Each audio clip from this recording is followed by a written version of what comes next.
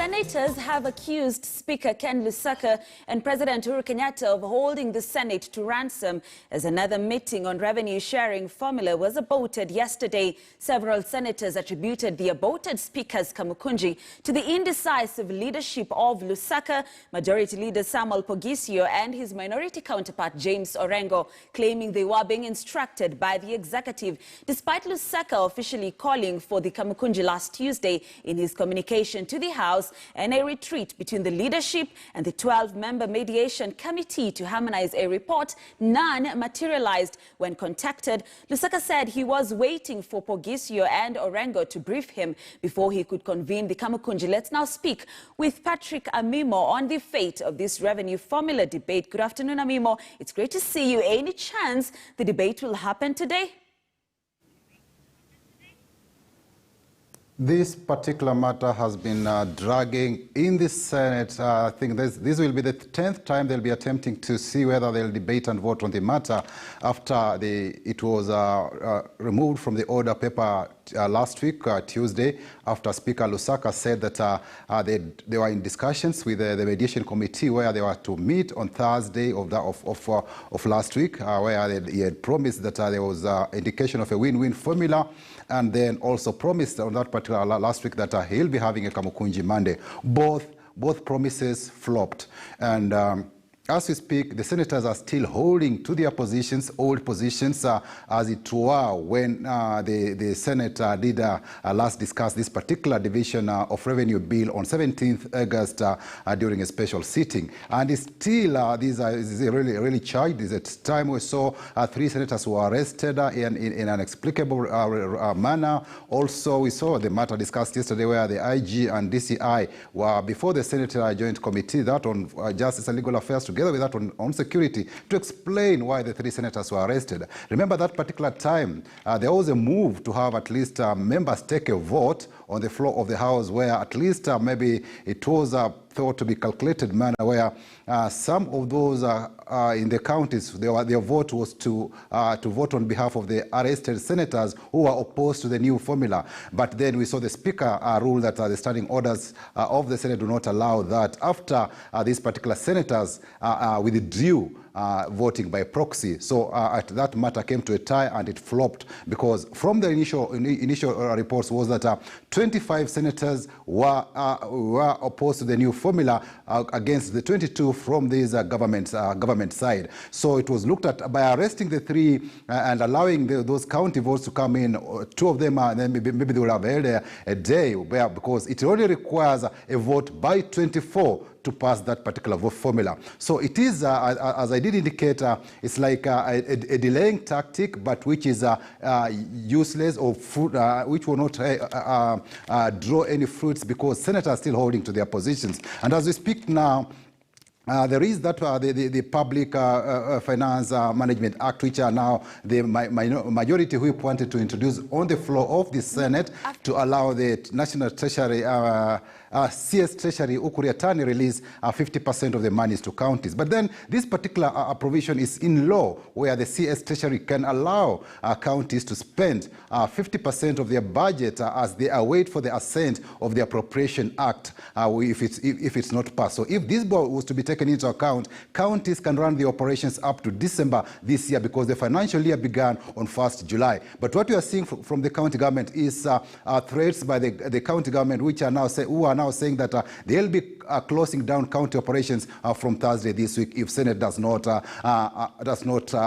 pass this particular revenue sharing formula. But then we've seen also senators accuse the governors of saying that they sided with the executive at the time when they wanted to increase more monies to them as had been proposed by the CRA, because CRA had said that the national government should release 335 billion shillings to county governments, but then county governments were happy with the 316 billion shillings. So that's why the senators are telling the county governors, the governors not to hurry them because this part of it is of their making. And now, interesting enough, it's now going back to the drama that we witnessed last year during the pull and push between the county government, the Senate and the National Assembly with the national government when it came to the allocation of revenue again. At that time, it was the vertical sharing of resources before the division of revenue bill was passed because senators had wanted county governments to be given 36 billion shillings. But the national government last year said no, they wanted to give 310 billion shillings. So we saw the executive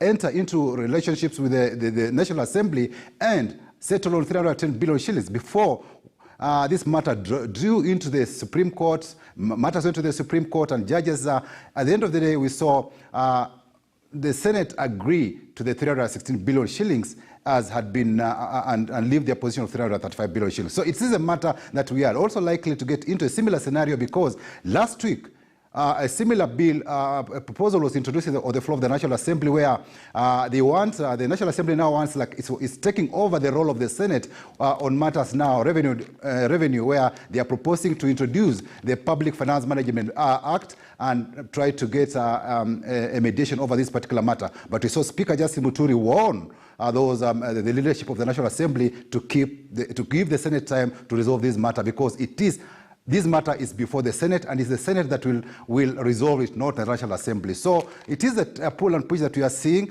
and as it is, I think for Speaker Kenneth Lusaka, it's time to take action, and the Senate leadership not to appear to be indecisive. It's time to decide and put the matter to vote, because it's already on the order paper, and I expect that particular matter, as they look into the mythical Linturi version, which was where he said that 270 billion should be the equitable share revenue, then the 46.5% that is on top apply the third formula. I think that is the way the members should be debating, and see whether the amendments by Petronila Were, there are those by Wamatangi, there's those by Olekina, when they are brought to the floor, let them discuss this matter and agree on whichever amendment that will carry the day, and vote on the matter once and for all, and not take the country into more shenanigans on revenue sharing, because it is a ping pong and there's no end to it. Members have decided, and for the Senate leadership, I think it's wise, take up the action, decide now, and let the matter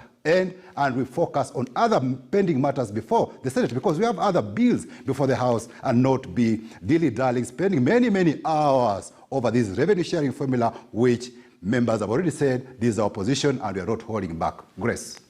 Indeed, Amimo. Thank you so much for that. And that right there forms the basis of our discussion this afternoon, because the Council of Governors threatened to shut county operations if the revenue sharing formula standoff will not have been resolved by September the 17th. Now, the COG chairman, Wycliffe Oparanya, said if the crisis persists, the council will have no option but to shut down operations and send workers on leave until an amicable solution on the issue is reached. Counties have remained cash-strapped for several months after the Senate failed to agree on what formula should be used by the national government to disburse funds to counties. For more than 10 sessions, the Senate failed to come up with the formula, leading to the formation of a 12-member committee, which has also failed to find a solution on how the 316.5 billion shillings allocated to counties should be shared. And we're now joined by Dr. Abraham Rugo. He is a country manager, International Budget Partnership, Kenya. Good afternoon, Dr.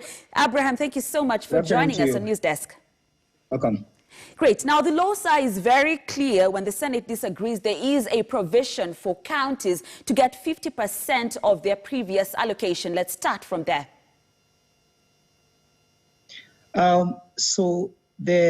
It's interesting because actually the law is a bit different. County governments, just like the national government, do pass their own appropriation acts, and the appropriation acts are against their budgets and against what has been approved in the county assembly. In this current scenario, we have a very delicate situation, because on one hand, county assemblies, some of them had already passed some of their budgets with the provisionary amounts they expected. The National Assembly that approves the Appropriation Act for the national government also did pass the Appropriation Act. But in between there, and of course the division of revenue that splits money between the national government and the county government has been passed. But the County Allocation of Revenue Act that basically distributes the money, the national resources to the different counties has not been passed. In essence, the national government cannot release money for appropriation acts that have not been passed by the county assemblies. And that has been the contention. If you remember, the advisory by the Attorney General was exactly that because the Division of Revenue Act is not equal to the Appropriation Act for the national government, then it provides, it creates a lacuna. And that is basically the major issue of contention. But then again, back to what I just read with the COG threatening to paralyze county operations, sending most of their workers on leave by the 17th of September, which is actually a day from now, 2 days from now. Does this mean the Senate has failed in protecting the counties because this is a threat to devolution?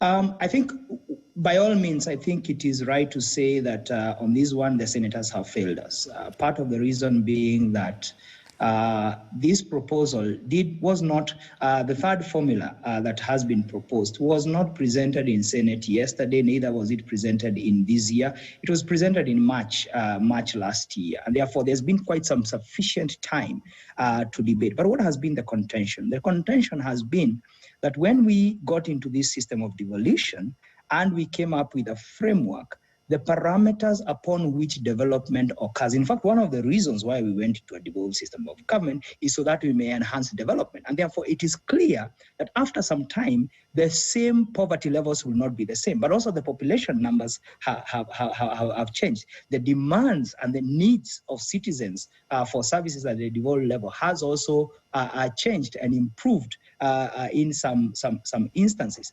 I think expecting that we will still be solving the same problems that we were solving much earlier, I think that has been the challenge. And I think this sits right in the House of Senate because they've not told us exactly what they are contesting about. None of them has even tabled the formula that was proposed by CRA and said that these are the reasons that I disagree with this particular proposal. Supposed to be my next question, and let me now get your closing remarks because I'm told we're completely out of time. But these senators who are opposed to the formula, did they bite more than they could chew? Again, you did touch on that in your previous response, sir, but they have failed to reach a consensus. They were not ready to adopt the original formula, and you've talked to us about the importance of devolution as a nation. So in all this, do we see any goodwill in ending this stalemate as part of your closing remarks, sir? Yeah, I think goodwill at this particular point will have to be manufactured. It will have to come from a very strong desire to advance the cause of devolution in this country, because even for the counties that were going to lose something from their previous allocation, there was already a mechanism called holding harmless, which basically was going to ensure that over time, that those counties are compensated for purposes of ensuring that there is continuity. Now, that discussion is not happening. It had been there in 2012, 2013. And therefore, for me, I think it's really a call to the leaders and to the senators in this particular case to be able to weigh this conversation against merit, because development calls for trade-offs. Development calls for hard decisions many a times, but at the same time, development calls for leadership. And I think this is the time to offer leadership and not just grandstanding. Thank you very much. Indeed. Thank you so much, Dr. Abraham Rugo, the Country Manager, International Budget Partnership, Kenya. Thank you, sir, for joining us on News Desk. And we take a short break on News Desk, but stay with us. We still have lots more after this break.